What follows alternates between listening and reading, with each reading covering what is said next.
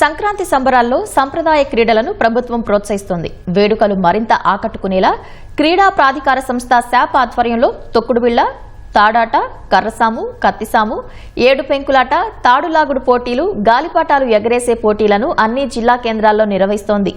Vijayawada Indira Gandhi municipal స్టేడియంలో నిర్వహించిన ఈ పోటీలను శాప్ డైరెక్టర్ సంతోష్ ప్రారంభించారు.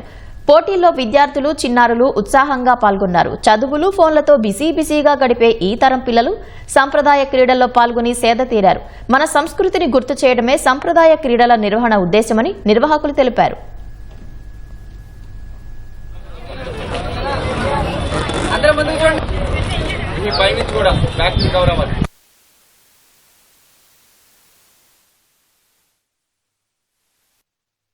ప్రాచీన యుద్ధ కళ అనేది అంతరించిపోతుంది.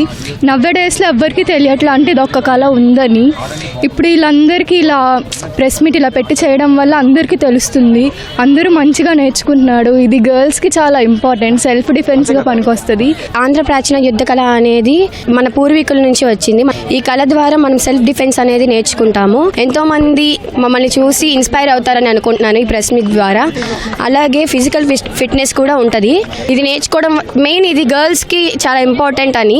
నవ్వే డేస్లో గర్ల్స్కి సెల్ఫ్ డిఫెన్స్ అనేది కావాలి కాబట్టి మెయిన్ గర్ల్స్ అనేది నేర్చుకుంటే బాగుంటుందని మా ఫీలింగ్. ఈ సంక్రాంతి సంబరాలుగా తీసుకురావటం చాలా ఆనందకరంగా ఉంది. ఇందులో స్కిప్పింగ్, గాలిపటాలు, కర్రసాము, ఏడు పెంకులు, టగ్ ఆఫ్ వార్, ఇవన్నీ తొక్కుడు బిళ్ళ, ఇవన్నీ చూస్తే 20 సంవత్సరాలు 25 సంవత్సరం క్రితం ఆటలు ఇప్పుడు వీటిని ఆడటం కానీ చూడటం కానీ అందరూ మర్చిపోయారు. కంప్లీట్గా మొబైల్ గేమింగ్స్కి, కొన్ని రిచ్ గేమ్స్కి అలవాటు పడిపోయి వీటిని కంప్లీట్గా అవాయిడ్ చేసేసారు. అలాంటి వాటిని కూడా మనం ఇప్పుడు ఈరోజు తీసుకొచ్చి మళ్ళా పరిచయం చేస్తూ అందరికీ వీటికి ఉన్న ప్రాముఖ్యత అందరికీ పరిచయం చేయడం ఆనందకరంగా ఉంది. ఇప్పుడు ఈవెన్ పల్లెటూరులో కూడా ఈ సెల్ ఫోన్లు వచ్చిన తర్వాత, వీడియో గేమ్స్ వచ్చిన తర్వాత ఆటలు అనేవి కనుమరుగైపోతున్నాయి.